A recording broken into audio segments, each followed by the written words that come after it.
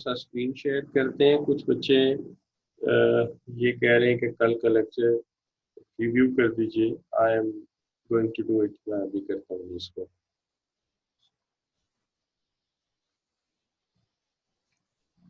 तो आज की जो स्लाइड हम शेयर कर रहे हैं उसके ऊपर ये देखिए, आज का हमारा जो लेक्चर है या चैप्टर है, इसको हम चैप्टर नंबर 12 कहेंगे। देखिए यहाँ पे जो हमारा लेक्चर नंबर 12 है, आज हम लीडरशिप थ्योरीज को वाइंड अप करना चाहेंगे, क्योंकि ऑलरेडी हम इसके ऊपर काफी टाइम लगा गए अब। तो अब हमें इसे सम अप कर लेना चाहिए। अच्छा, तो फोरकास्टिंग एंड प्लानिंग जो मेरी है उसके मुताबिक आज इसे सम अप करना जरूरी है। बहरहाल जो आपकी बात है कि जो कल के टॉपिक है उनको थोड़ा सा रिव्यू किया जाए तो कर देते हैं। बिस्मिल्लाह। यहाँ से शुरू करते हैं कि लास्ट लेक्चर में दो कॉन्सेप्ट कवर किए गए थे। एक किया गया था action centred approach by adhere, और दूसरा फील्डर्स कॉन्टिजेंसी थ्योरी डिस्कस की गई। आज की जो टारगेट्स हैं उसके अंदर हर्सी एंड ब्लैंचर्ड थ्योरी है और ट्रांसफॉर्मेशनल थ्योरी है। देखिए, जहां तक ताल्लुक है एडेयर एक्शन सेंटर्ड अप्रोच का, हम कहते हैं कि लीडर डजंट मैटर क्या है, असल चीज मैटर ये करती है कि क्या वो अपना काम पूरी तरह कर पा रहा है। यहाँ में दूसरी लाइन जो लिखी है, the model focuses on what leader do and not what they are. ये मैटर नहीं करता, मैटर ये करता है कि उन्होंने क्या परफॉर्म किया है। अब यहाँ पे जो एक्शन सेंटर्ड अप्रोच है, ये कहती है कि अगर लीडर तीन काम कर जाए। एक काम ये कर जाए कि फर्द को, यानी इंडिविजुअल की नीड को पूरा करे। देखिए, अगर आपको ऐसी जगह में किसी टीम का हिस्सा बनाऊं जहां आपकी बेसिक नीड पूरी नहीं हो रही, सैलरी अच्छी नहीं है, वर्किंग इन्वायरमेंट अच्छा नहीं है, करियर काउंसलिंग है, करियर इंप्रूवमेंट का कोई चांस नहीं, आप वो जॉब छोड़ देंगे, आप वो टीम छोड़ देंगे। इसलिए सबसे पहले इंडिविजुअल को पकड़िए, इंडिविजुअल को मुतमीन कीजिए कि देखिए, आप जो काम चाहते हैं हम आपकी कोचिंग भी करेंगे, काउंसलिंग भी करेंगे, डेवलपमेंट भी करेंगे, मोटिवेट भी करें। तो अगर इंडिविजुअल टीम का हिस्सा बन गया तो एक मसला हल। अब इंडिविजुअल मोटिवेट हो गया, he will be the part of team, part of group.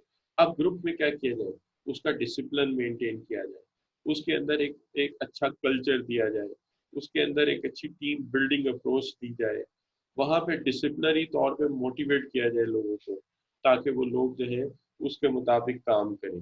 तो अगर कम्युनिकेशन ओपन रखी जाए तो टीम स्पिरिट भी डेवलप हो जाएगी। आप अपने इंडिविजुअल भी बना को भी रिटेन कर लिया, टीम भी मेंटेन कर ली। अब आ जाइए टास्क की तरफ। अब टास्क जो है उसके अंदर क्या किया जाएगा, गोल सेट किए जाएंगे, उसके लिए प्लानिंग की जाएगी, स्टैंडर्ड सेट किए जाएंगे, और वो काम टीम को दे दिया जाएगा कि लो जी, ये आपने करना है। तो देन दे विल परफॉर्म। इस सिलसिले में ये याद रखना है कि जो एडियर साहब है वो कहते हैं कि 50% काम इंडिविजुअल को करना है, तो 50% लीडर मोटिवेट करेगा, 50% इंडिविजुअल के अंदर भी जर्म होने चाहिए, उसके अंदर भी वाइटामिन होने चाहिए जो उसको मोटिवेट करें। इसी तरह टीम है, 50% फॉरवर्ड होगा, स्टेप टेक ओवर करेगा, इनिशिएटिव लेगा लीडर, लेकिन 50% टीम को भी इनिशिएटिव लेना होगा, तो फिर बात बनेगी। तो ये थी आइडिया एक्शन सेंटर्ड अप्रोच। दूसरी अप्रोच जो थी वो फीडलर की थी। फीडलर की अप्रोच बिल्कुल सिंपल थी कि दो तरह के लीडर्स हैं। एक लीडर वो है जो साइकोलॉजिकली डिस्टेंट है, टास्क ओरिएंटेड है, वो फॉर्मल काम देते हैं, आपके साथ गपशप नहीं करते, आपसे फासला रखते हैं, आपसे सिर्फ रिटर्न कम्युनिकेशन करते हैं और काम की बात करते हैं बस, और आपको सिर्फ परफॉर्मेंस बेस पे देखते हैं। जो साइकोलॉजिकली क्लोज लीडर है, ये बिल्कुल उनके उलट है। ये क्या करते हैं, ये आपसे दोस्ती भी करते हैं, आपके साथ चाय भी पीते हैं, खाना भी खाते हैं, गपशप भी करते हैं, और आपके साथ ज्यादातर मामलात इनफॉर्मली डील करते हैं, यानी ज्यादा रिटर्न नहीं, दोस्ताना तौर पे। हम इन्हें कहते हैं साइकोलॉजिकली क्लोज लीडर्स। अब जो मसला है कि इन दो स्टाइल में से कौन सा स्टाइल कहाँ फेवरेबल है, कहाँ कहाँ बेटर है। उसने कहा कि अगर कंडीशन फेवरेबल या अनफेवरेबल, यानी लीडर के लिए बहुत ज्यादा फेवरेबल कंडीशन हो या अनफेवरेबल, दोनों सूरतों में से डिस्टेंट लीडर होना चाहिए। फेवरेबल है तो काम सारे सही चल रहे हैं, काम सही चल रहे हैं, तो क्या जरूरत है इतनी ज्यादा हमें जो है वो इन होने की। और अगर अनफेवरेबल है तो फिर ऐसी सूरत में भी उसकी जो है power to punish and power to reward कम हो जाती है। तो दोनों सूरतों में उसकी power to punish and power to reward कम होती है, अगर वो साइकोलॉजिकली डिस्टेंट लीडर है या वो साइकोलॉजिकली क्लोज लीडर है, दोनों सूरतों में कम है, लिहाजा उसे ऐसी सूरत में दूर रहना चाहिए। नॉर्मल हालात में सबऑर्डिनेट के करीब आ सकता है, लेकिन अगर साइकोलॉजिकली अगर वो कंडीशन फेवरेबल या अनफेवरेबल है, दोनों सूरतों में उसे जो है वो करीब नहीं आना चाहिए, अपने सबऑर्डिनेट के उससे डिस्टेंट रहना चाहिए। ये बात कल हमने की थी। ये कैसे पता चलेगा कि ये मामला साइकोलॉजिकली क्लोज लीडरशिप का है या साइकोलॉजिकली डिस्टेंट लीडरशिप का है? तो ये पता चलेगा कि लीडर की पोजीशन क्या है अपने ग्रुप में, उसका टास्क स्ट्रक्चर कैसा वेल डिफाइंड है या अनडिफाइंड है, और उसके सबऑर्डिनेट के साथ रिलेशनशिप कैसे है। ये कल हमने तफसील से बात की थी। अब जहां पर आज का सवाल पैदा होता है, तो आज हम यहाँ से शुरू करते हैं हर्से एंड ब्लैंचर्ड से। हर्से एंड ब्लैंचर्ड जो है, जो स्टाइल थ्योरी है एशरिज की स्टाइल थ्योरी है, उसी को कन्वर्ट कर देते हैं कॉन्टिजेंसी थ्योरी में, यानी उसको एक्सटेंड कर देते हैं। एक्सटेंड करके ये बताते हैं कि कहाँ पे टेल्स होना चाहिए, कहाँ पे सेल्स होना चाहिए, कहाँ पे पार्टिसिपेटिव लीडरशिप होनी चाहिए और कहाँ पे जॉइंट से डेमोक्रेटिक होना चाहिए। असल में ये दो पैरामीटर को डिस्कस करते हैं। जो दो पैरामीटर ये डिस्कस करते हैं, उसके अंदर जो चीजें ये जेर बहस लाते हैं, तो two of the important parameters जो ये जेर बहस लाते हैं, उसके अंदर सबसे पहली चीज जो ये जेर बहस लाते हैं वो ये है कि जनाब दो चीजों को फोकस कीजिए, दो चीजों को जो है वो आप डिस्कस कीजिए। एक चीज जो है वो ये है, जस्ट अ मोमेंट में जरा आपको,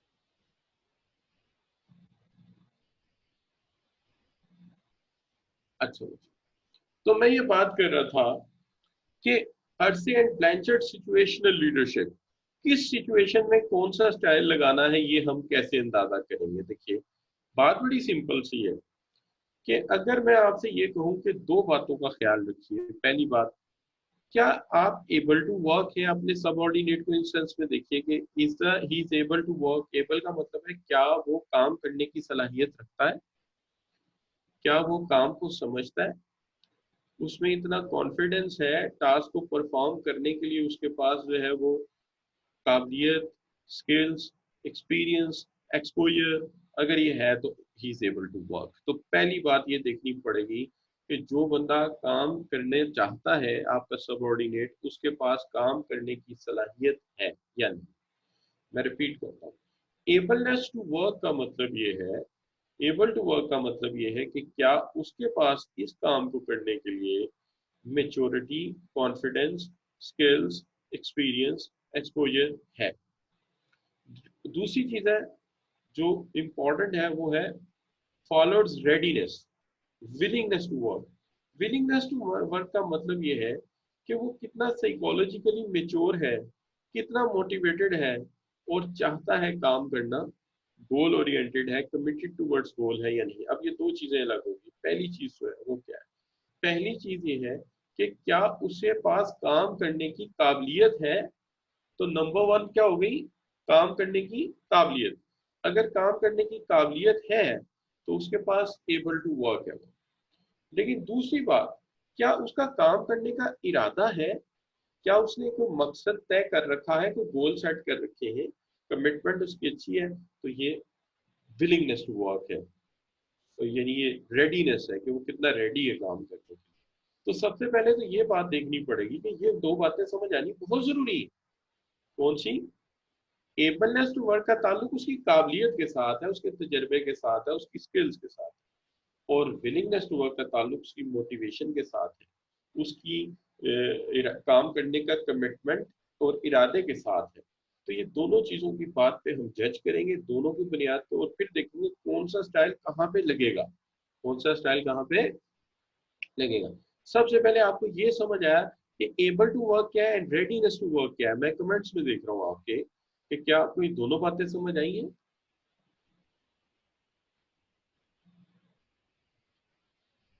जी सर, जी सर, यस सर, ठीक है। आमना कह रही है, इब्तिसाम कह रहे हैं।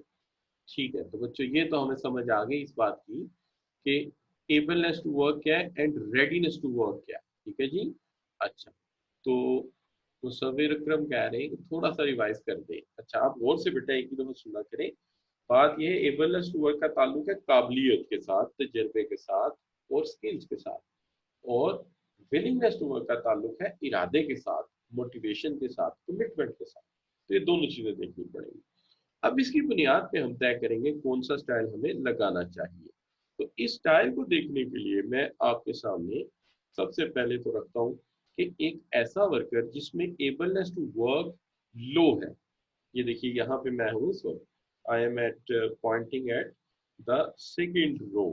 तो मैं सेकेंड रो पे पॉइंट कर रहा हूँ। यहाँ पे ये देखिए कि क्या है, शाबाश, एबलनेस टू वर्क उसकी क्या है, लो है। अच्छा, और रेडीनेस भी नहीं है, यानी काम करने का इरादा भी नहीं और काम करने का उसके पास स्किल भी नहीं है, दोनों ही नहीं बेचारे के पास। इसका मतलब ये कोई यंगस्टर है, इंटर्नी है, या कोई ऐसा बंदा है जो काम में नया नया आया है, ना उसे कोई कमिटमेंट है अभी और ना ही उसके पास कोई तजर्बा है काम का, यानी एक्सपीरियंस, स्किल्स भी नहीं। अच्छा, आप दोनों ही नहीं है, तो ऐसी सूरत में आप उससे मशवरा करके क्या ले लेंगे भाई?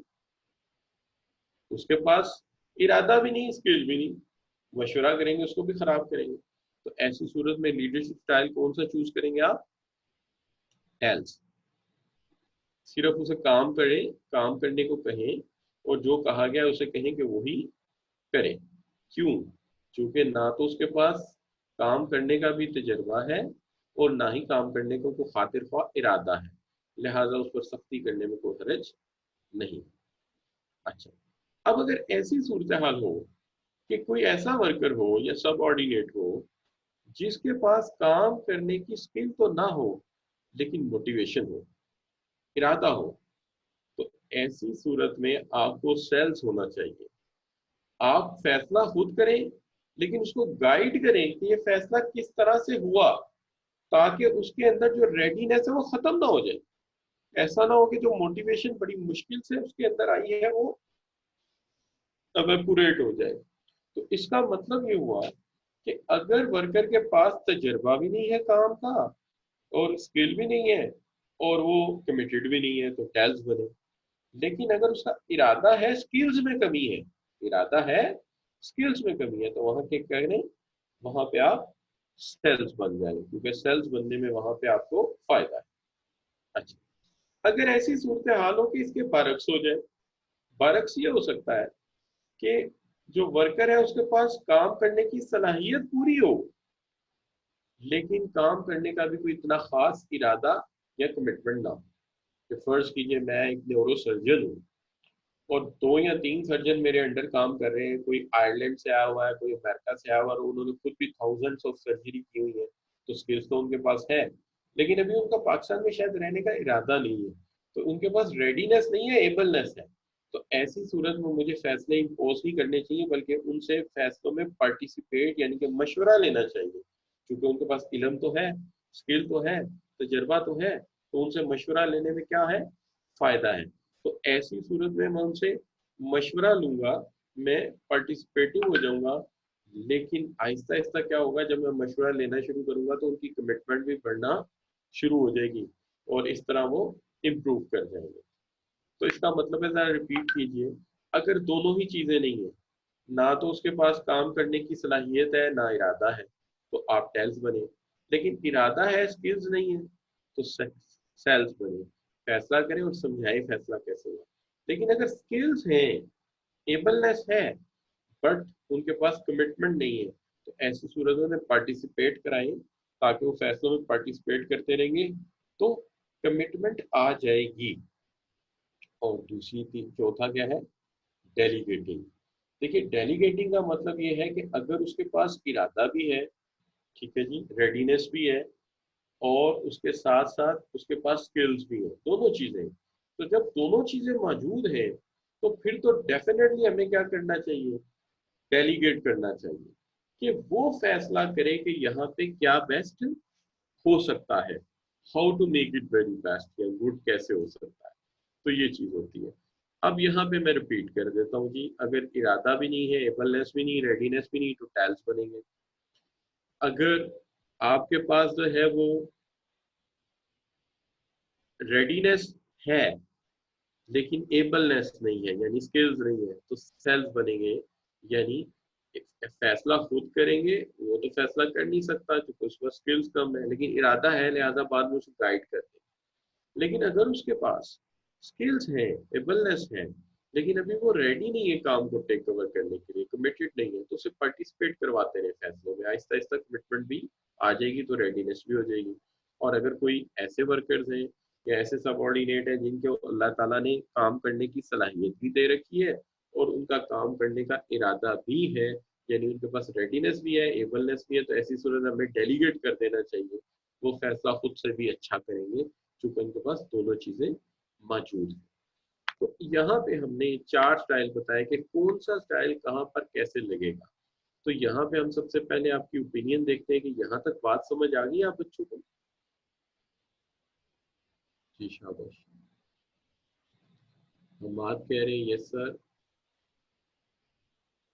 अगर हाँ आपने सही कहा, आखिरी मैंने बताया है मोहम्मद अदनान के, मैंने आखिरी बताया कि अगर दोनों हो, रेडीनेस भी हो और एबलनेस भी हो, तो फिर उन्हें डेलीगेट कर दें, वो खुद फैसला अच्छा करें। ठीक हो गई बात? Yes sir. तो यहाँ तक तमाम बच्चे कह रहे हैं कि हमें समझ आ गई है। अच्छा बच्चों, अब इसके अंदर जो आपकी नेक्स्ट बात है, जैसे कि आप कहते हैं कि अगर आप टेल्स हैं तो जाहिर है आपको डायरेक्शन भी देनी है, सपोर्ट भी देनी है। अगर आप सेल्स हैं तो डायरेक्शन देनी है, सपोर्टिव होने की जरूरत नहीं क्योंकि वो पहले ही मोटिवेटेड है। और अगर पार्टिसिपेटिव है तो फिर जाहिर बात है डायरेक्शन देने की जरूरत नहीं क्योंकि काम तो उन्हें पहले ही आता है, सिर्फ थोड़ी बहुत सपोर्ट की जरूरत है। और अगर डेलीगेटिंग है तो फिर ना डायरेक्शन देने की जरूरत है ना सपोर्ट देने की जरूरत है, वो सारा काम खुद ही कर लेंगे। अब यहाँ से हम आगे देखते हैं कि आपको कितनी इसकी समझ आई है। सबसे पहले तो आपके सामने एक सवाल रखते हैं इस तरह का कि with reference to Hersey and Blanchard theory, if subordinates are highly ready, motivated and willing to work with ability, यानी वो रेडी भी है काम करने के लिए, कमिटमेंट भी है और इसका और विद एबिलिटी, एबिलिटी भी है, तो फिर क्या करना चाहिए, हमें उसे क्या देना चाहिए? तो आप बच्चों के जवाब आने शुरू हो गए। बिल्कुल सही है, उसे डेलीगेट कर देना चाहिए क्योंकि अल्लाह ताला ने उसे इरादा भी दे रखा है काम का और सलाहियत भी दे रखी है, दोनों चीजें मौजूद है, तो वो खुद ही फैसला अच्छा कर सकता है। बिल्कुल ठीक हो गई बात। तो यहाँ पे हम कहेंगे क्या कि वो डेलीगेट करें। अब दूसरी बात जो है, a subordinate has higher working skills but low motivation to work. उसके पास हायर वर्किंग स्किल है लेकिन लो मोटिवेशन है। Which style is ideal according to Hersey and Blanchard. Hersey and Blanchard के मुताबिक अब कौन सा स्टाइल है जब उसके पास एक चीज है, काम करने की उसके पास स्किल्स है, कमिटमेंट नहीं है या मोटिवेशन नहीं है, तो फिर क्या करें हम? तो फिर ऐसी सूरत में जो आइडियल जवाब आपकी तरफ से मुझे आ रहा है वो सी है, उसे पार्टिसिपेट करवाना चाहिए। क्या करना चाहिए? पार्टिसिपेट करवाना चाहिए। मुर्जा पार्टिसिपेट करवाएंगे बेटा, फिर जाहिर है एक चीज है एक नहीं है, और जो स्किल्स है उसके पास। अच्छा, जो आप सोच रहे हैं वो शायद ये सिचुएशन है, subordinate has low working skills but motivation, यानी उसके पास वर्किंग स्किल्स जो है वो नहीं है, लो है, लेकिन मोटिवेशन है, कमिटमेंट है, तो फिर क्या करोगे?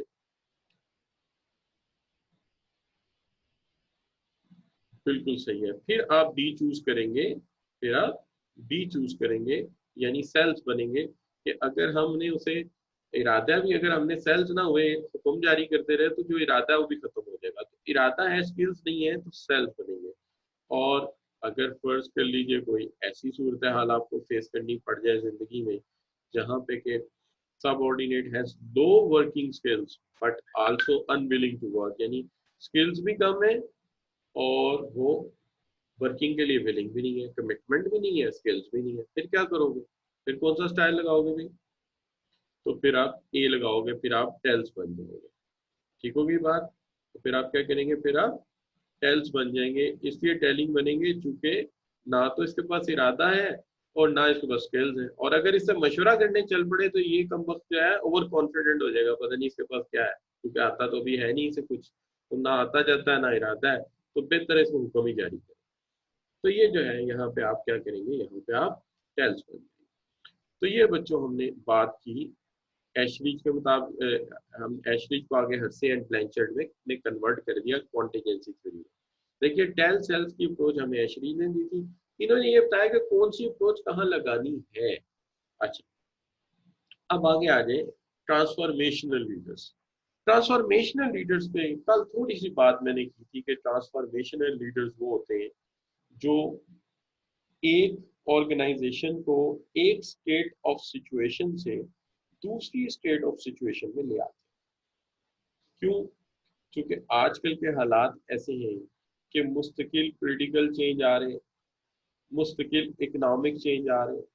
जब मुसलसल चेंजेस का ज़माना है, टेक्नोलॉजी बदल रही है, हालात बदल रहे हैं, तो कहते हैं कि ऑर्गेनाइजेशन को भी साथ साथ बदलते रहना चाहिए, वरना ऑर्गेनाइजेशन पीछे रह जाएगी। एक किताब जो है बड़ी मशहूर किताब है, JSW के नाम से है, जॉनसन, सेकुलस, बटिंगटन, तीन बड़े स्ट्रेटेजी के राइटर हैं। वो अपनी किताब में लिखते हैं कि ऑर्गेनाइजेशन को किसी हार्ड लोहे या लकड़ी की तरह नहीं होना चाहिए, बल्कि एक लिक्विड की तरह होना चाहिए। जिस जग में डाल दो, जिस बर्तन में डाल दो, उसी शेप की हो जाए। यानी जिस तरह के हालात हो, ऑर्गेनाइजेशन फौरन अपने आप को उन हालात में ढाल ले। तो बिल्कुल सही कहते हैं वो कि बदलते हुए हालात के मुताबिक ऑर्गेनाइजेशन का बदलना ही ऑर्गेनाइजेशन की कामयाबी। उसकी वजह ये है कि आप जानते हैं कि हर 5 ईयर के बाद, 4 ईयर के बाद एक इलेक्शन होता है और नई गवर्नमेंट आती है, तो टैक्स पॉलिसी चेंज हो जाती है। उसके बाद हर 1.5-2 साल के बाद टेक्नोलॉजी कटिंग एज होने की वजह से चेंज हो जाती है। हमें 2G से 3G और 3G से 4G जाने में 15 साल लग गए, लेकिन 4G से 5G पे जाने पे हमें सिर्फ 2 से 3 साल लगे। इसलिए जमाने के बदलने की रफ्तार ज्यादा है। अगर ऑर्गेनाइजेशन अपने आप को ना बदले तो एक वक्त ऐसा आएगा कि ऑर्गेनाइजेशन पीछे रह जाएगी, एब्सोल्यूट हो जाएगी। और दौड़ में आप जानते हैं, जहां एक कदम रुके दुनिया आपको छोड़कर आगे निकल जाएगी। दूसरा मसला ये है कि फौरी तौर पे हालात के मुताबिक अपनी स्ट्रेटेजी को एडजस्ट करने का नाम ही एक्चुअल ट्रांसफॉर्मेशन है। वो क्यों? कि देखिए, ऑर्गेनाइजेशंस जब एक दूसरे से आगे बढ़ जाती है, तो जो बढ़ जाती है हम कहते हैं कि ये एडवांटेज ले रही है। लेकिन कोशिश ये होती है कि जब आप एक बार आगे बढ़ गए तो आप आगे बढ़े रहे, तेजी से अपने आप को बदलते रहे और बढ़े रहे, ताकि आपका एडवांटेज सस्टेनेबल एडवांटेज हो जाए, सस्टेन करें उसको। इसलिए ऑर्गेनाइजेशन तेजी से पोजीशन बदलती है। जैसे कमोबेश आप मेरी बात को यूं समझ लीजिए कि जब टोयोटा ने कार मैन्युफैक्चरिंग शुरू की, तो चंद साल पहले एक चीज दुनिया ने रियलाइज की कि फ्यूल महंगा हो गया था और टोयोटा फ्यूल कंज्यूमिंग में आगे थी कंपैरेटिवली। जो मित्सुबिशी है या होंडा है, वो कंपैरेटिवली फ्यूल कंजम्पशन में इनसे इकोनॉमिकल थी, पर्टिकुलरली जो उनकी मिडिल क्लास की गाड़ी। तो टोयोटा ने एक स्टेप और आगे लिया। उन्होंने क्या किया? वो हाइब्रिड में सबसे आगे निकल गए। जापानीज गाड़ियों में टोयोटा हाइब्रिड गाड़ियों में सबसे आगे। तो मतलब ये बदलते हुए हालात के मुताबिक अपने आप को बदलना। तो लीडर वो है जो ऑर्गेनाइजेशन में तब्दीली ले आए, चेंज ले आए और कामयाबी से। अब चेंज लाना इटसेल्फ एक आर्ट है, जिसके लिए इंसान की स्किल्स जो है वो काफी बेहतर होनी चाहिए कि किस तरह से चीजों को लेकर हमें चलना है, किस तरह से हमें लेकर इन्हें आगे जाना है। तो देखिए, इसके अंदर वैरन बनीस कहता है कि there are two types of leaders. One are transactional leader. ये ऐसे लीडर्स हैं जो वर्कर की लॉयल्टी को खरीदते हैं इन एक्सचेंज, रिवार्ड का वादा करके, बोनस का वादा करके। तो उनसे इस तरह की कमिटमेंट करते हैं कि हम आपको ये दिलवा देंगे या ये बोनस दे देंगे या ये चीज दे देंगे। तो उन्हें कहते हैं कि आप ये हमारा काम। तो इनका तरीकाकार जो है लोगों को काम के लिए मनाने का, वो ये है कि ये हमेशा क्या करते हैं कि जो सब ऑर्डिनेट है उससे वादा ले लेते हैं कि हम तुम्हें अच्छी सैलरी दे देंगे, हम तुम्हें अच्छे रिवार्ड दे देंगे, तो तुम क्या करो, ये जो काम कह रहे हो वो करो। लेकिन दूसरी तरफ ट्रांसफॉर्मेशनल लीडर, वो कोई कमिटमेंट ऐसी नहीं करते रिवार्ड की, लेकिन वो इंसान को इंस्पायर करके उसकी सोच बदल देते, उसके थॉट्स बदल देते, उसको मोटिवेट कर देते हैं। नतीजा ये होता है कि वर्कर अपनी कैपेसिटी से मैक्सिमम काम करता है, बियॉन्ड द कॉम्पिटेंस भी जाने की कोशिश करता है।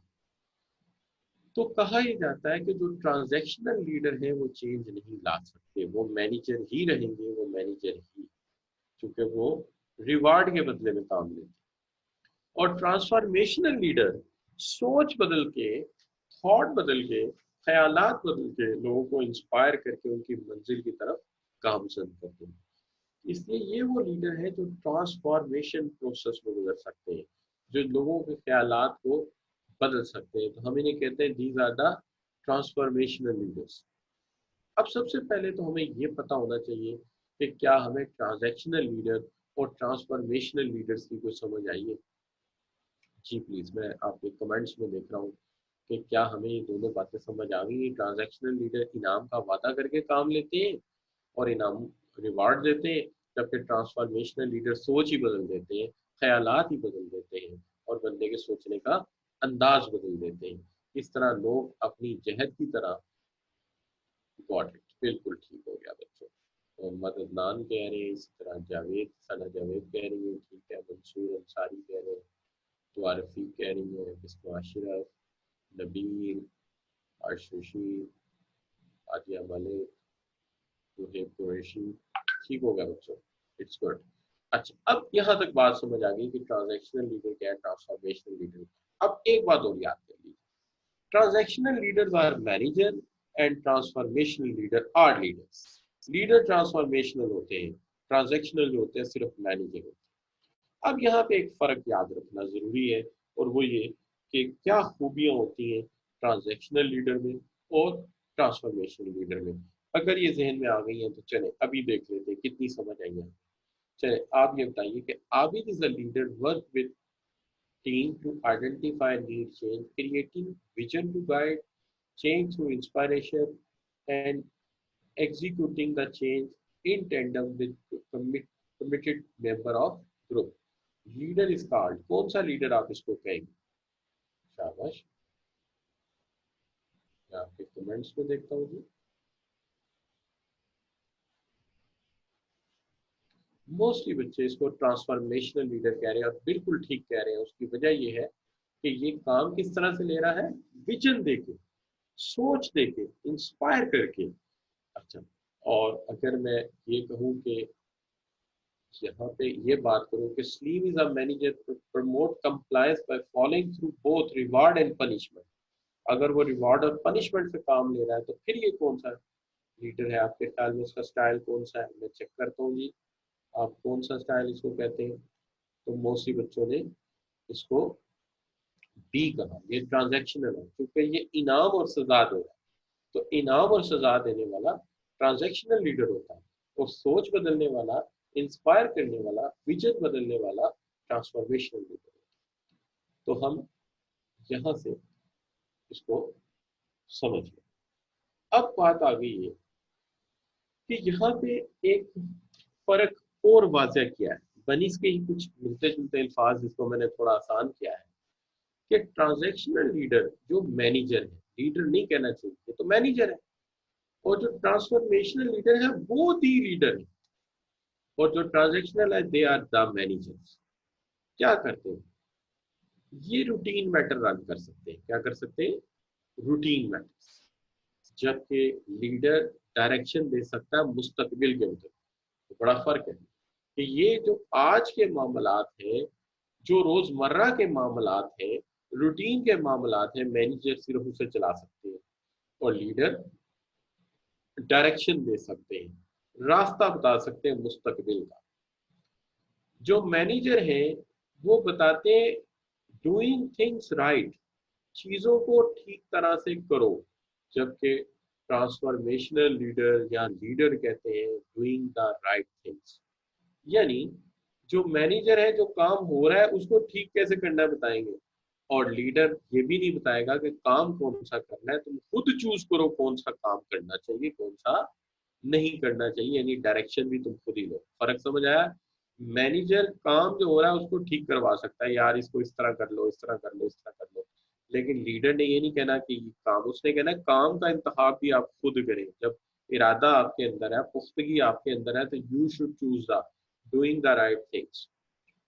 ट्रांजैक्शनल लीडर या मैनेजर सिर्फ मेंटेन कर सकता है काम को, लोगों को मेंटेन कर सकता है, उनको लेके चल सकता है। लेकिन जो लीडर है वो डेवलप करेगा फ्यूचर के लिए, स्किल्स ट्रेनिंग और फ्यूचर बनाएगा लोगों का। जो मैनेजर है वो फोकस करेगा प्रोसीजर और सिस्टम पे, और जो लीडर है वो फोकस करेगा लोगों पे, पीपल पे।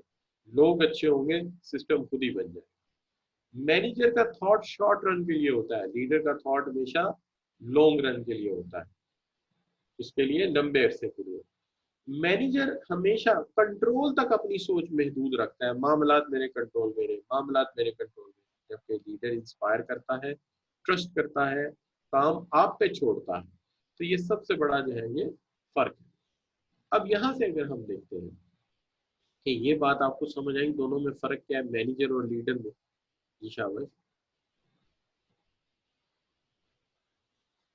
कमेंट्स में देखते हैं आपके कि आपको लीडर और मैनेजर के बारे में कितनी समझ आई। शाबाश,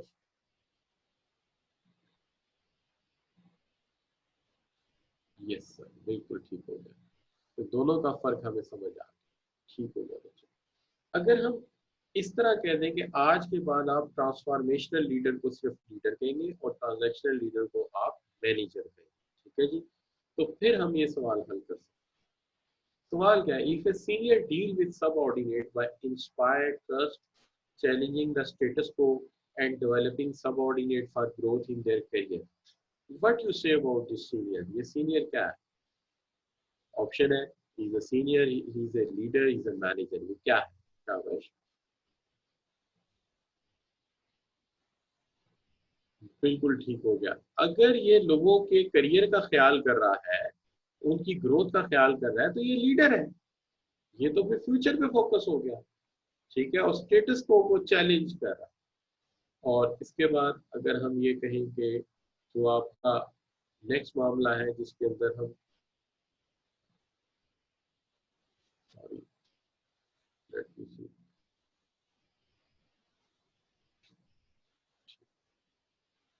अच्छा बच्चों, तो मैं थोड़ा सा आगे पीछे रिवर्स हो गया मेरे से, बटन दब गया गलत, दोबारा फिर वहीं से शुरू करते हैं। If a senior deal with subordinate by focusing on system structure and reliance on control and maintain control, एक senior इस तरह डील करता है तो मेंटेन करना चाहता है सिर्फ कंट्रोल को, निजाम चलाना चाहता है, तो फिर हम उसको क्या कहेंगे? क्या हम उसे लीडर कहेंगे या हम उसे मैनेजर कहेंगे, क्या कहेंगे? बिल्कुल ठीक हो गया। मोस्टली बच्चे कहते हैं कि फिर ये मैनेजर है, ये फिर लीडर नहीं है। लीडर इस सूरत में होता अगर ये, अर्शईश रशीद, ऐसा नहीं बेटा, मैनेजर रहेगा। हाँ ठीक है, आप सही, आप सही। तो ये मैनेजर होगा, क्योंकि उसकी वजह ये है कि ये सिर्फ काम चला रहा है, तो काम चलाने वाले को तो फिर हम लीडर ही नहीं ना कह सकते, मैनेजर। अच्छा बच्चों, अब यहाँ पर एक बड़ा अहम सवाल है आपके साथ, बड़ा इंपॉर्टेंट सवाल मैं आपसे करने वाला हूँ। लीडर में be distinguish from manager by fact that they do not depend on dash power in the organization. एक ऐसी पावर है जिसपे वो रिलाय नहीं करते हमेशा। Which of the following, leader कभी रिलाय नहीं करते, मैनेजर कर लेते, वो कौन सी पावर? तो वो पावर है आपकी, शाबाश, कौन बताएगा? आई एम वॉचिंग, जी शाबाश, कौन सी ऐसी पावर है जो इसमें से वो इस्तेमाल नहीं करेगा? ऑप्शन देना है आपको।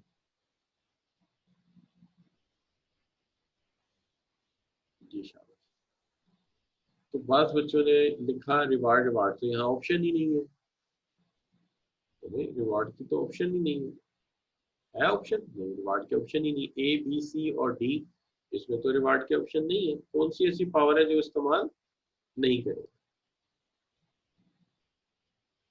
पावर टू पोजीशन, बिल्कुल ठीक कहा मलिक अब्दुल्ला, बिल्कुल करेक्ट पहुंचा है कि ये पावर ड्यू टू पोजीशन को इस्तेमाल नहीं करेगा। लीडर की ये आदत है, वो अपने ओहदे का इस्तेमाल कभी नहीं करता। लीडर कभी भी अपने ओहदे का इस्तेमाल नहीं करता। क्यों नहीं करता? चूंकि लीडर के पास इल्म है, लीडर के पास नॉलेज है, लिहाजा वो अपनी इल्मियत और नॉलेज से लोगों को इंस्पायर करेगा, वो एक्सपर्ट पावर यूज करेगा। उसे क्या जरूरत है पोजीशन पावर यूज करने की? अगर पोजीशन ऑफ पावर यूज की गई यानी लेजिटिमेट पावर यूज की गई तो फिर तो इख्तियारात का इस्तेमाल किया आपने, तो फिर लीडर किस बात के? लीडर का काम तो है इंस्पायर करना, लीडर का काम है दूसरे को अपनी बात को इल्म की बुनियाद पे बनाना। लिहाजा लीडर कभी भी पोजीशन पावर इस्तेमाल नहीं करेगा। हाँ, जो इस्तेमाल करेगा वो करेगा क्या? Expert power. तो एक्सपर्ट पावर करेगा। एक मिनट, आप इस बात बच्चे कह रहे हैं कि सवाल जाहिर नहीं हो रहा, मैं जरा देखता हूँ ऐसा क्यों हो रहा है। Let me resume.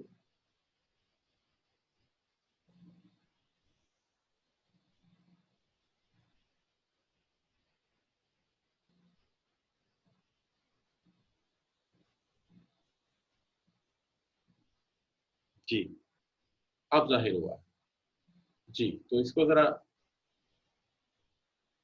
यहां तक हमने कर लिया था कि if a senior deals with subordinate focusing on system and structure है, सिस्टम और स्ट्रक्चर पे डील करता है तो फिर वो मैनेजर। ये सवाल आपके साथ चल रहा था जहां से बाद बच्चों को स्क्रीन नहीं मिली यहाँ आ रही। अब आई एम श्योर मेरे दूसरे कंप्यूटर पे सामने मुझे नजर आ रही कि आपके साथ शेयर हो रही। मैंने एक स्टैंड बाय डिवाइस साथ एंटर की होती है एज अ स्टूडेंट ही, और उस पर जो कुछ आपकी स्क्रीन पे आ रहा है मेरी स्क्रीन पे दूसरी पे भी सामने आ रहा होता है। अच्छा, तो अब बात ये आ गई बच्चों कि हम ये बात कर रहे थे कि जनाब लीडर में be distinguish from manager by the fact that they do not depend on dash power. तो जो पावर वो यूज नहीं करता वो पावर ऑफ पोजीशन है। वो कभी अपनी ताकत का, अपने ओहदे का, अपनी पोजीशन का इस्तेमाल नहीं करता। वो हमेशा एक्सपर्ट पावर इस्तेमाल करता है, अपने नॉलेज का इस्तेमाल करता है, और इसकी मदद से अपने सबऑर्डिनेट को इन्फ्लुएंस करता है, हमेशा अपने सबऑर्डिनेट को इन्फ्लुएंस करता है। तो पावर टू पोजीशन कभी भी इस्तेमाल नहीं करता। तो आई एम श्योर दैट कि अब आपको ये स्क्रीन नजर आ रही होगी। मेरे सामने क्वेश्चन नंबर 3 है। मुर्तजा शबीर कह रहे हैं कि मेरी स्क्रीन पर आपका क्वेश्चन ही नहीं आ रहा। तो आई थिंक आप एक बार रिन्यू कर लीजिए, शायद might be your internet connection is causing some problem, but according to me it's okay. अच्छा बच्चों, तो अब यहाँ तक बात हमने जो है वो समझ ली। तो मैं दूसरी तरफ जरा आपके एडमिनिस्ट्रेशन में से भी देख लूँ, कोई मसला तो नहीं है।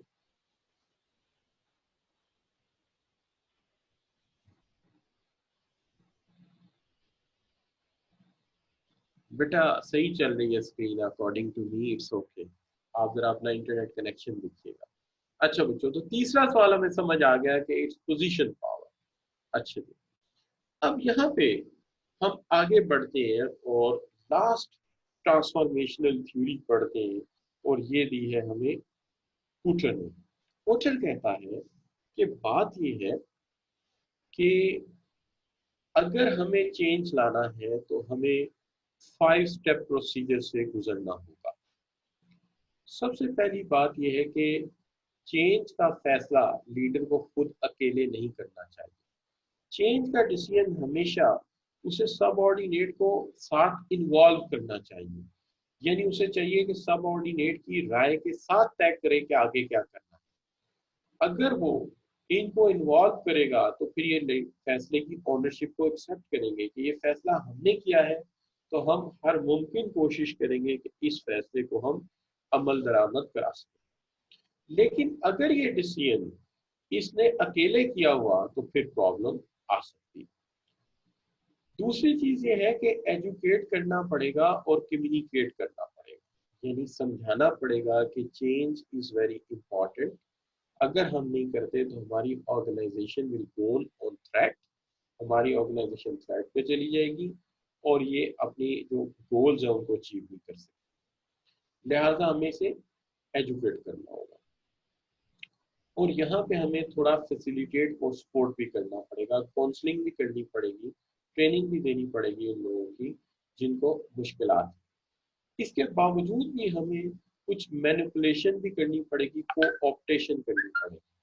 कोऑप्टेशन का मतलब ये होता है, या मैनिपुलेशन का कि जो इंफॉर्मेशन दे रहे हो उसमें थोड़ा सा कम मालूमात दो। यानी मैनिपुलेशन है तो वैसे डिप्लोमेटिक काम, लेकिन ये इसलिए किया जाता है कि जब चेंज लाई जाए तो चेंज की खूबियां बतानी है, एडवांटेजेस बताने हैं, डिसएडवांटेजेस नहीं बताने। तो फिर आखिरकार एक निगोशिएशन एंड एग्रीमेंट की जरूरत पड़ती है जिससे फिर आप इसको इम्प्लीमेंट कर सकते हो, बारगेन कर सकते हो। अब फर्ज कीजिए कि हमें एक चेंज इम्प्लीमेंट करना। लेट्स सपोज मैं आपको कोई ऐसी मिसाल देता हूँ जो आपके यहाँ कॉमन हो। मैं बल्कि आपको अपनी मिसाल देता हूँ कि मुझे एक घर शिफ्ट करना था।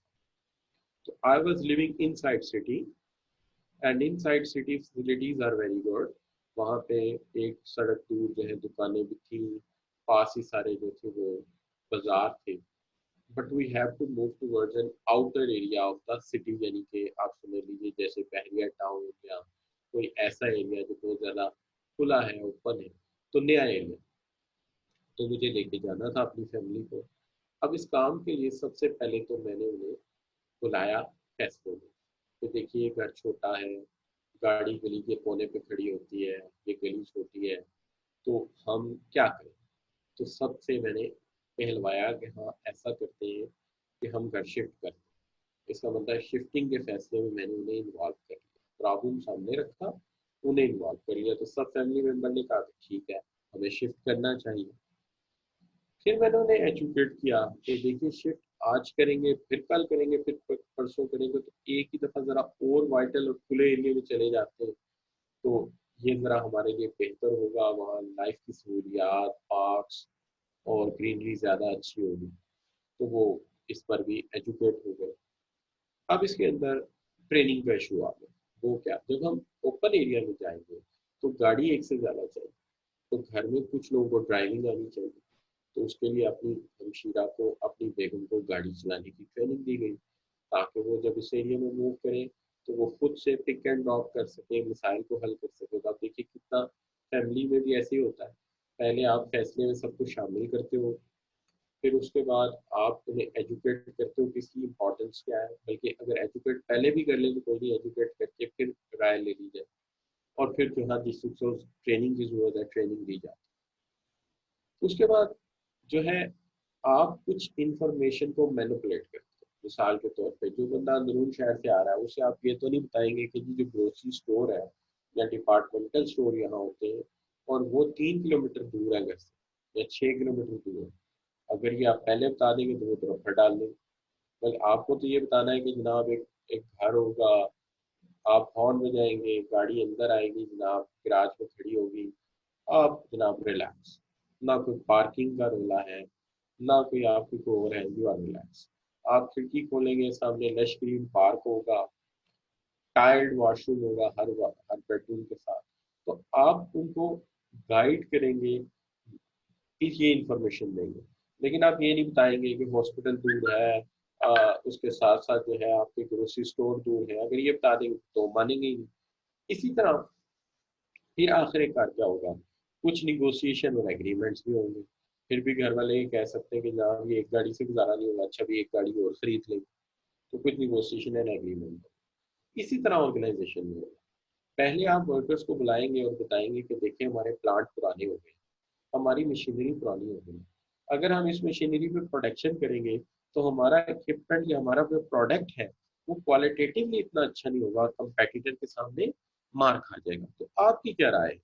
तो यकीनन सब वर्कर यही कहेंगे कि देखिए सर, या आपके सुपरवाइजर्स, आपके मैनेजर यही कहेंगे कि सर देखिए हमें भी कंपेटिटर की तरह अच्छे इक्विपमेंट लाने चाहिए।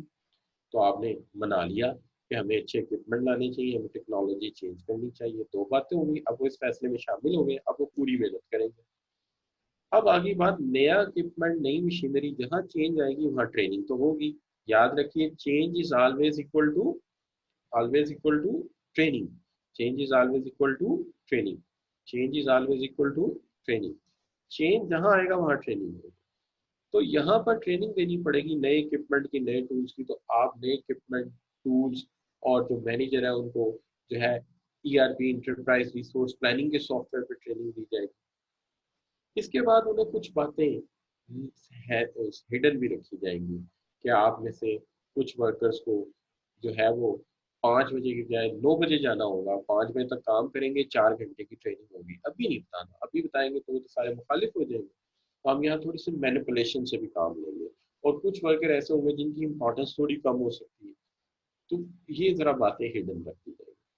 और इसके बावजूद भी जो वर्कर थ्रेटनिंग हो गए, डर रहे होंगे, उन्होंने कहा अच्छा यार किस बात का डर है, जॉब का डर है, लाओ हम तुम्हारे से 3 साल का कॉन्ट्रैक्ट कर लेते हैं, लाओ तुम्हें हम जो है वो बोनस दे देंगे, तुम्हें हम प्रमोशन देंगे, तो उनके साथ कमिटमेंट कर ली जाए, तो क्या होगा कि वो एग्री हो जाएंगे। इस तरह चेंज को इम्प्लीमेंट किया जाता है, मालूमात दी जाती है, लोगों को इन्वॉल्व किया जाता है, जहाँ जरूरत हो फैसिलिटेट की जाता है, ट्रेनिंग दी जाती है, और उनको वो मालूमात दी जाती है जो फायदे की है। डरने वाली मालूमात उनसे छुपाई जाती है, मैनिपुलेट थोड़ा सा किया जाता है। और फिर आखिरकार जो बहुत ज़्यादा प्रॉब्लमेटिक सर्वेंट होते हैं उनके साथ हम एग्रीमेंट भी कर लेते हैं, बार्गेन भी कर लेते हैं, ताकि वो हमारे इस चेंज के प्रोसेस के रास्ते में रुकावटें खड़ी ना करें। तो ये चीज़ होती है। अब यहाँ तक क्या हमें ये बात समझ आ गई कि डॉक्टर साहब जो कह रहे हैं, कोई गॉट इट कि क्या कहना चाह रहे हैं, तो मैं आपके कमेंट्स में देखता हूँ कि यहाँ तक आपको बात समझ आ गई।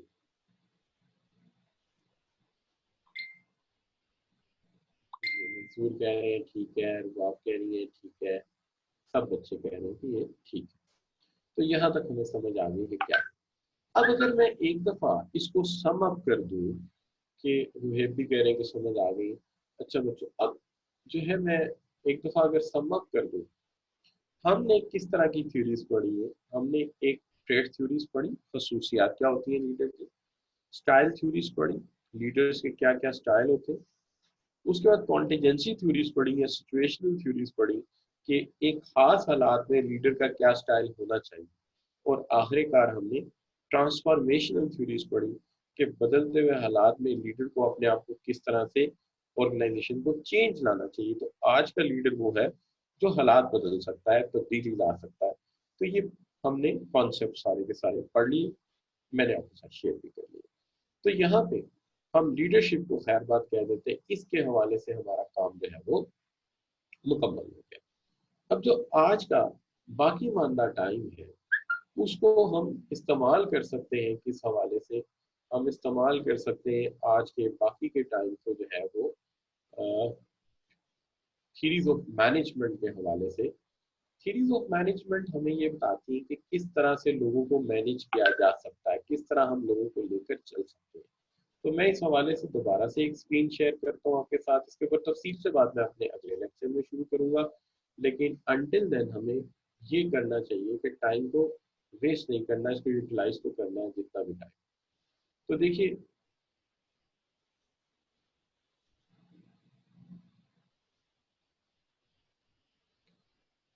सबसे पहले हम बात करते हैं आज जो स्कूल ऑफ थॉट्स। देखिए, मैं आपके साथ जो school of thoughts of management share करूंगा नाउ, इसी लीडरशिप थ्योरीज आर ओवर।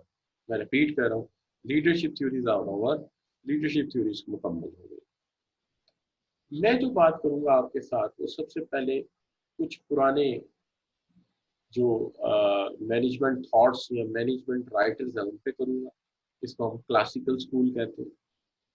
फिर आ जाएगा आपका जो है scientific school of thought. Scientific school of thought के बाद हम बात करेंगे आपके साथ जो है ह्यूमन रिलेशन स्कूल के ऊपर। और ह्यूमन रिलेशन स्कूल के बाद आखिरकार मॉडर्न की तरफ चलेंगे। सबसे पहले क्लासिकल स्कूल ऑफ थॉट, जैसा कि नाम से ही नजर आ रहा है कि ये क्लासिकल से पुराने राइटर्स हैं। पुराने राइटर्स का एक मामला ये है कि जो मैनेजमेंट के जो इनिशियल राइटर्स थे ये सारे के सारे इंजीनियर्स थे। तो इंजीनियर्स होने की वजह से जो है कुछ बच्चे जो है मुझे कमेंट्स करते हैं कि आप नमाज से पहले लेक्चर को वाइंड अप करें। देखिए, बात यह है कि ज़ुहर की नमाज जो है वो मेरे एरिया में तो 1:30 बजे होती है और उसका टाइम असर तक है। तो इसलिए मैं ये समझता हूँ कि हमें इसको जो टाइम है पहले ही हमारे पास ज़रा कम होता है, तो मैं इसको पूरे टाइम को यूटिलाइज करूँगा। जुम्मे की हद तक तो बात कुछ समझ आती है, लेकिन आम दिनों में ये मुतालबा करना जो है ये कुछ थोड़ी बात फहम से बाहर। तो मैं इसको यहाँ से शुरू करता हूँ बात को अपनी, मैं अपने काम को जारी रखूंगा। You have to participate in the lecture. ठीक है जी। और जो बच्चे इस तरह ड्रॉप करके लेक्चर जाते हैं, मैं आइडेंटिफाई करूंगा और फिर मैनेजमेंट से कहूंगा कि इनको रिकॉर्डिंग भी नहीं शेयर करें, तो फिर ये देख लीजिएगा आप। इट्स नॉट गुड कि भाई आप अपनी मुतालबे के मुताबिक जो है आप कहते हैं जी 12:30 शुरू करें, 1:20 पे ख़त्म कर दें, तो दिस नॉट गुड, ये अच्छी बात नहीं है। अपने टाइम को पूरा यूटिलाइज कीजिए और जो प्रोफेशनल लाइफ के तकाजे होते हैं उनको अभी से समझना शुरू करें। अच्छा बच्चों, द क्लासिकल राइटर्स, देखिए क्लासिकल राइटर्स हैं, ये इंजीनियर हैं, ये कहते हैं कि एक काम को करने का एक वन बेस्ट वे होता है, तो ऑर्गेनाइजेशन को वो बेस्ट वे अडॉप्ट करना चाहिए। जैसे ये फ्योल साहब है, बेसिकली इंजीनियर है, तो ये कहते हैं कि there is a one best way to do the job, so every individual follow the one way, एक ही रास्ता होना चाहिए। ये इम्फसाइज करते हैं task to done rather than the person, के टास्क को डिफाइन कीजिए, टास्क का प्रोसीजर क्लियर कीजिए, पर्सन जो भी आएगा उसे उसी को फॉलो करना। इसके अलावा ये बिलीव करते हैं एक सेंट्रल कंट्रोलिंग अथॉरिटी होनी चाहिए। अब सवाल ये है कि एक सेंट्रल कंट्रोलिंग अथॉरिटी, इसको दो तरह से आप समझ सकते हो। एक तो आप इस तरह समझ सकते हो कि इंजीनियर्स जो है उन्होंने शुरू से जो इक्विपमेंट या मशीनरी बनाई है, उनके जहन में यही है कि इसका स्विच ऑन बटन एक होना चाहिए जहां से ये चले। दूसरी बात है, कभी आप अपनी गाड़ी का या बाइक का इंजन देखिए, इनकी आदत होती है जब इंजन डिजाइन करते हैं तो कई सेंट्रल शाफ्ट एक लगाते हैं, सारी फोर्स उस पर कंसंट्रेट करते हैं और जिस चीज को चलाना होता है उसके साथ लिंक अप कर देते हैं। तो इनका जो तरीकाकार है वो ये है कि पावर एक सोर्स के पास होनी चाहिए और जिसको आगे ऑर्डर देना है वहीं से जो है ऑर्डर रिन्यू होना चाहिए, वहीं से ऑर्डर इशू होना चाहिए। तो इनकी सोच ये है कि there should be one central source of power, एक सोर्स ऑफ पावर होनी चाहिए। दूसरी बात यह है कि काम करने का तरीका एक होना चाहिए और हर बंदा उसी प्रोसीजर को फॉलो करेगा, चाहे कोई भी पर्सन हो, he has to follow the same procedure.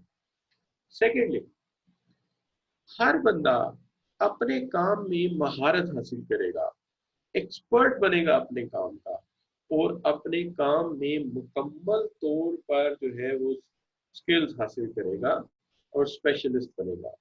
लोगों को मुख्तलिफ काम नहीं दिए जाएंगे, एक ही काम रिपीटेडली दिया जाएगा ताकि उसमें माहिर हो जाए। अब तीन बातें मैंने की, कौन कौन सी? पहली बात की, एक सेंट्रल सोर्स ऑफ पावर होनी चाहिए, जिसको अथॉरिटी मिलेगी वहीं से मिलेगी।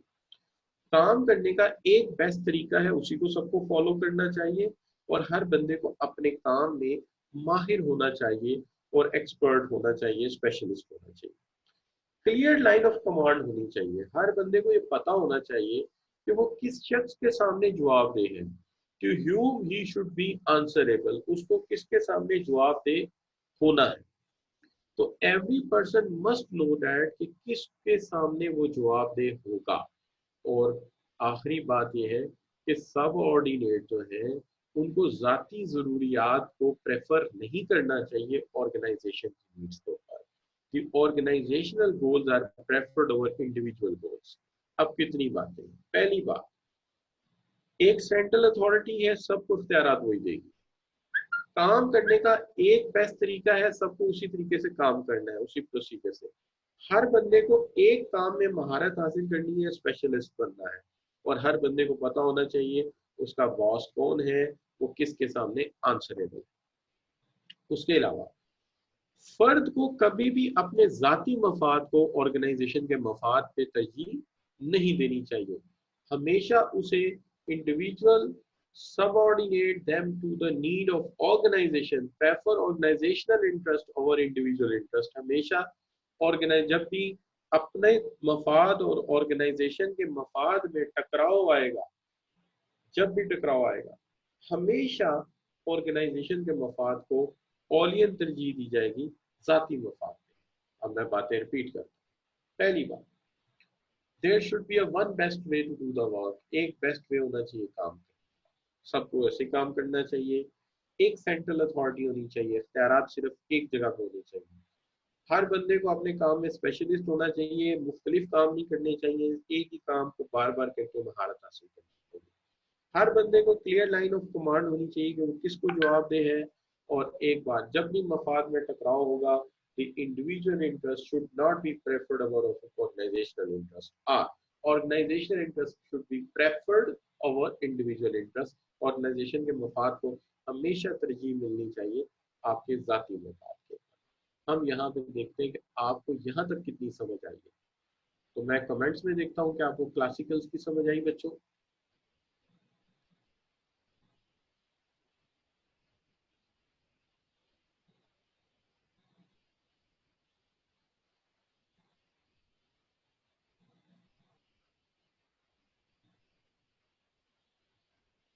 जी आवाज बच्चे कह रहे कम आ रही, मैं आवाज जरा साउंड ऊंचा करके तो फिर आपको जो है वो फिर बताते हैं। Yes sir, yes sir, yes sir, got it, good good good good good good, ये तो हो गया, बिल्कुल सही, डन हो गया बच्चों, 100% अब्दुल्ला शेख कह रहे हैं। अच्छा जी, बेस्ट हो गया।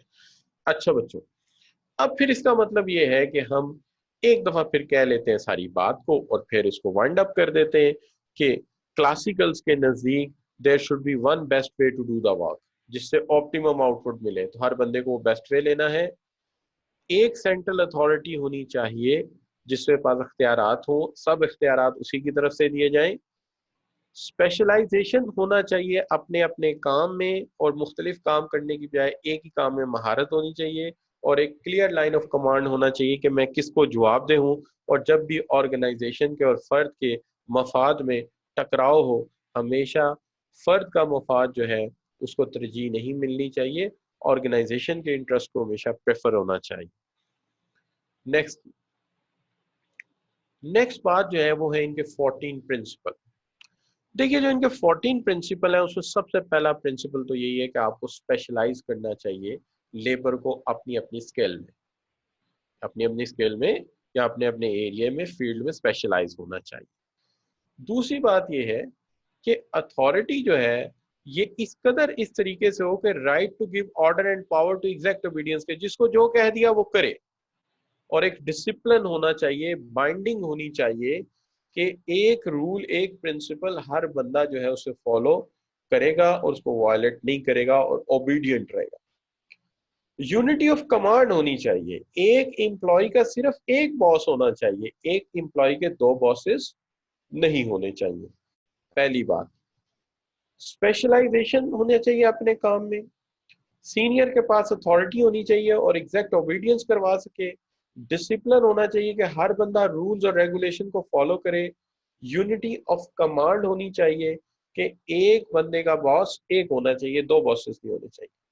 यूनिटी ऑफ डायरेक्शन भी होनी चाहिए, एक यूनिट के पास, एक टीम के पास एक प्लान होना चाहिए, मल्टीपल प्लान नहीं होने चाहिए। और इंटरेस्ट की जब भी बात की जाए तो हमेशा क्या किया जाए कि आप ऑर्गेनाइजेशन के इंटरेस्ट को के ऊपर इनफरादी इंटरेस्ट को कभी प्रेफर ना करें, बल्कि ऑर्गेनाइजेशन को हमेशा प्रेफर करें। तो यहाँ पे मैं 14 आज डिस्कस नहीं कर सकता, टाइम थोड़ा है। तो यहाँ तक आज पहले फीडबैक ले लेते हैं कि आपको समझ आया है। ये जो फ्यूल 14 पॉइंट है, ये 14 के 14 एक दो बार फिर रिपीट करेंगे हम नेक्स्ट वीक में, और बल्कि नेक्स्ट वीक में फिर मैं यहाँ से शुरू करूंगा क्लासिकल स्कूल ऑफ थॉट से, ताकि सारा चला जाए। अगले लेक्चर में लीडरशिप को रिवाइज नहीं करूंगा क्योंकि वो चैप्टर मेरा खत्म हो गया। तो मैं यहीं से शुरू करूंगा क्लासिकल स्कूल से, और उसके बाद फ्यूल 14 पॉइंट से आगे मैं बढ़ूंगा इंशाल्लाह। तो ये काम आपके साथ डिस्कस होगा। आप सब बच्चों से इस वक्त जो मुझे कमेंट्स चाहिए कि हाउ द सेशन आज का कैसा रहा। बाद बच्चों ने ग्रेट सर कहा है, बाद बच्चों ने मार्क्स भी दिए हैं। अच्छा जी, गुड। अब्दुल्ला कह रहे हैं इट्स गुड, अब्दुल्ला शेख कह रहे हैं गुड है, उषा कह रही ग्रेट, कायनात कह रही है, खुशबूद कह रहे हैं अच्छा है, हारिस कह रहे हैं, मंसूर कह रहे हैं, अशूशू कह रहे हैं, असर कह रहे हैं, और इजाजत, सना, बिस्मा। थैंक यू बच्चों, बहुत शुक्रिया, बहुत शुक्रिया, थैंक यू वेरी मच। तो आज का हमारा जो है वो काम डन हो गया। अच्छा, हमारा थोड़ा कंफ्यूज है, 9.9 कर गया, 99 कर गया, 100 ही पूरा किया, कोई बात नहीं, आजकल रमजान है, पकड़े भी जाओगे। अच्छा बच्चों, कोई बात। ओके बच्चों, सी यू इंशाल्लाह next week, hope for the best. Okay, आप तब तक ये सारे काम मुकम्मल करेंगे। अच्छा, इस लेक्चर की स्लाइड रात को भेज दी थी और आपके व्हाट्सएप ग्रुप पे भी मैंने सेंड कर दी। नेक्स्ट जो मेरा इरादा है आपके लिए वो ये है कि might be I am going to make a Google classroom. तो गूगल क्लासरूम में सारा मटेरियल एक ही जगह मौजूद हो, लेट ज्वाइनर हो अर्ली ज्वाइनर हो, उसे मटेरियल सारा मिल जाएगा। तो मैं इसके ऊपर ज़रा मशवरा करूँगा और मैनेजमेंट से ओपिनियन लूँगा। अगर वो इस पर एग्री कर गया तो माई ओपिनियन इससे मैं गूगल क्लासरूम बना दूँ आपके लिए। तो फिर आप ये जो कहते हैं कि फ़लाँ चीज़ नहीं मिल रही, फ़लाँ नहीं मिल रही, आपने क्लासरूम पे जाए हर चीज़ वहीं पढ़ी हो। व्हाट्सएप में ये प्रॉब्लम होती है कि जो चीज़ आपने शेयर की है, लेट ज्वाइनर जब आता है तो उसे वो चीज़ नहीं मिलती। गूगल क्लासरूम में जो चीज़ पढ़ी है वो वहीं पढ़ी होती है। तो ये हम एक दफ़ा मशवरा कर लेते हैं और फिर देखते हैं कि इसको कैसे मैनेज करते हैं। तो आई होप कि हम नेक्स्ट वीक जब मिलेंगे इंशाल्लाह will in a better position, आप ज़्यादा अच्छी तरह मेहनत कर रहे होंगे और पिछला काम कर चुके होंगे। तो thank you very much for joining. Allah.